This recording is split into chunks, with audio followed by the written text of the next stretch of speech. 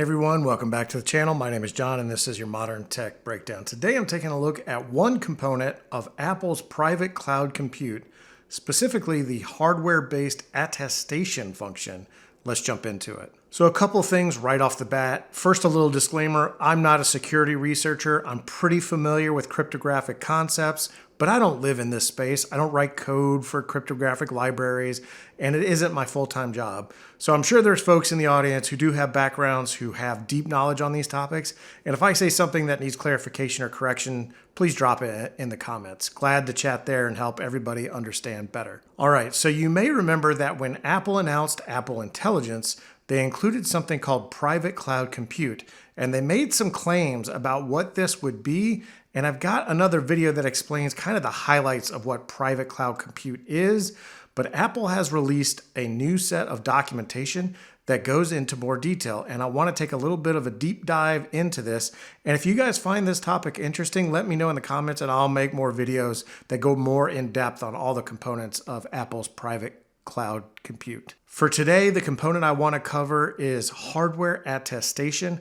Apple made the claim that private cloud compute would be able to verifiably attest what software is running in their PCC and that the software can be downloaded and inspected. So what Apple is doing here is that they're using hardware features of Apple Silicon to provide a cryptographically assured attestation of what software a PCC node was booted with.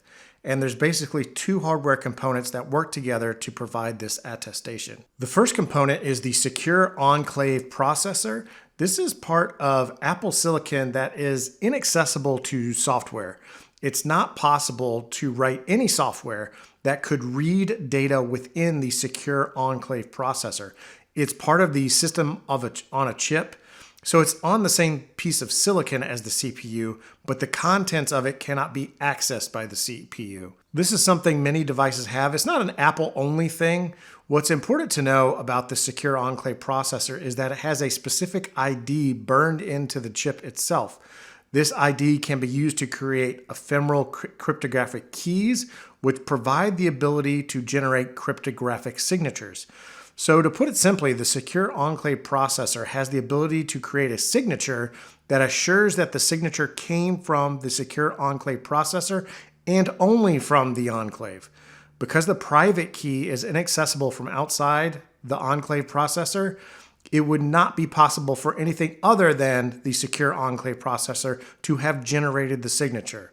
Okay, let's put that aside for a moment and move to the second hardware component, which is called Secure and Measured Boot. The key feature is that the boot code is laid into the silicon at the time of manufacture, so it can't be manipulated by software.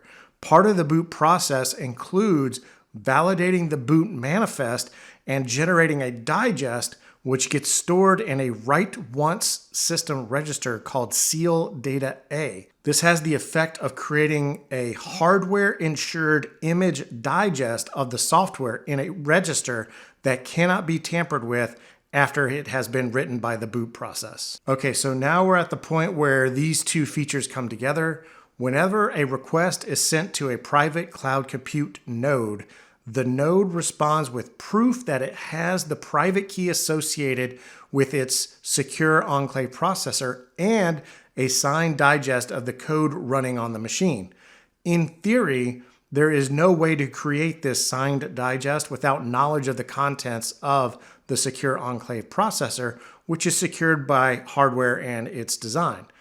This digest can be compared to the append-only ledger of private cloud compute software releases that Apple is maintaining. So it's a bit complicated. Basically, what is important to understand is that Apple has baked in features of its hardware that allow it to securely attest to the software that is running on the system. I think this raises two possible concerns. One, how much do you trust Apple's hardware, that it contains no flaws and the hardware does exactly what Apple says it does? It could be possible that Apple is lying to everyone about how their hardware works. So there is some trust there. I think it's reasonable to believe Apple on this point, but I'm sure others would disagree. That's a personal judgment call in my opinion. Second, this scheme allows for an attestation that specific software is running on the node.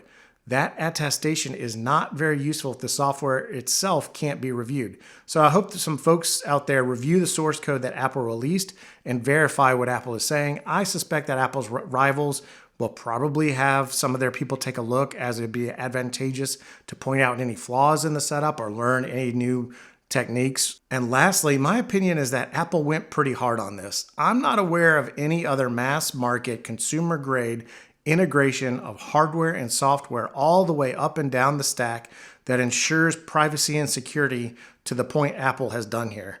If you can think of something, please drop in a comment. I'd like to hear about it. I'm certain there are government level systems that go way beyond what Apple is doing here, but for mass market consumer grade technology that your grandma can use, I think this is rather unique and pretty cool. So that's it for Apple's hardware-based attestation feature of their private cloud compute. Let me know what you think down in the comments. As always, thanks for watching. Please like, comment, subscribe, and I will catch you next time.